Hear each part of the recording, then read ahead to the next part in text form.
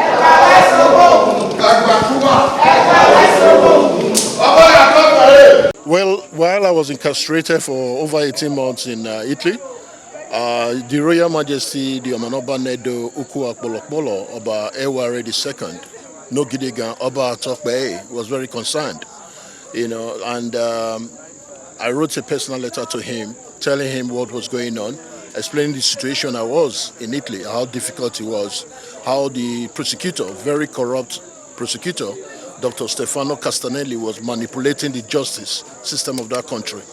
So he has the elders and the chiefs and everybody to pray for me, which he did. And of course, you can see me here today. The story is different because he prayed, and our ancestors and our God answered the prayers of His Royal Majesty, just like the same way every other person were praying, the Christians, the religious Christians and all that people were praying. And is as a son of the Benin, as a son of the soil, as somebody that holds the Royal Majesty, to a very high esteem and I respect the Benin culture. I'm here today to say a very big thank you. And you can see the Ero family, my father, the entire Ero family came here with me to say thank you to His Royal Majesty.